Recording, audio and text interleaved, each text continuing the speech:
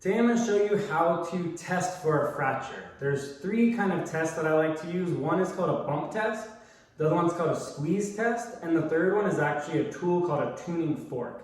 So the bump test is kind of what it sounds. We're bumping somebody's bone to send vibrations through it, and if there is a fracture in that bone, the vibrations are going to be painful to that individual. So let's say, for example, I suspect a fracture of his index finger.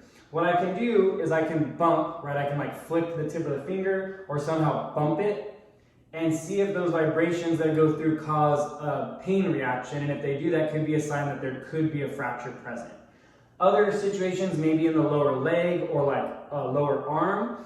Let's say we suspect an arm fracture of the radius or ulna. I can do a squeeze test where I'm taking my hands on both sides and I'm squeezing those two bones together.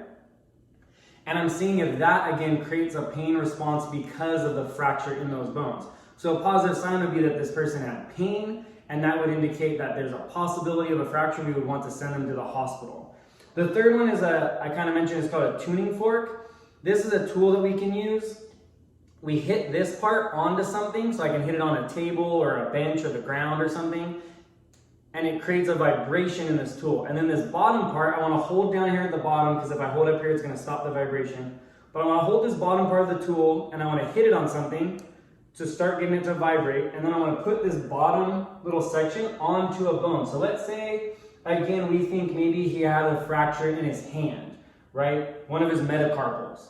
I can get this vibrating, and I can put this on the spot that I think has a fracture. And again, it's going to send the vibration through, very similar to the bump test, which again, if it elicits a pain response, that could be possible fracture. We want to send them to get an x-ray or looked at further by a doctor.